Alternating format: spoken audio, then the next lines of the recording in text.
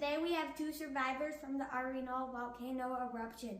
Their names are Juan and Maria Lopez, and today they've given up their time today to give us an interview on how they survived it. So guys, how did you know it was a volcano? Well, we were out for a walk, and then we heard a giant rumble. And at first we didn't think much of it. But then when it got really, really dark and there was lots of ash outside, that's when we started being really concerned. It was very scary and we ran home. Wow, that sounds really scary. How did you get home? Well, we ran and it was very difficult. It got very dark very fast. It was very tough to breathe and it was very hot. And it was smoky, so it was hard to breathe. Smoke was getting into our eyes, so it was hard to see. Wow, that's crazy. How are you able to survive this?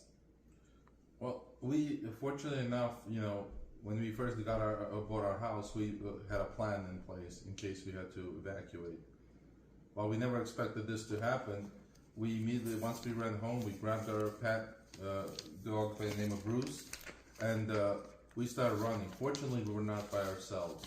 There were other folks from our village, but it was still extremely scary. Did you have enough food and water? Is your house okay? Well, no, definitely the food and water were very difficult to come by. With all the ash and everything else, the water was polluted, and we frankly couldn't see, so we couldn't really get to our food.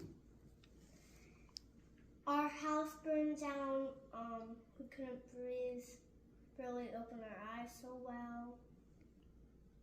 Wow, that sounds very terrifying. How did you do it alone? Well, we were fortunate not to be alone. We have horses, so we were able to quickly pack our stuff into a carriage and start moving out. We were not alone. We were with our neighbors, and the firefighters can't come. Wow, that sounds like a really difficult experience. How did you save your dog? Well, we were fortunate. We were out for a walk with him. So when we ran back, the house was already on fire. Our horses were out in the yard, so it was way easier to get to them versus the things we had in the house.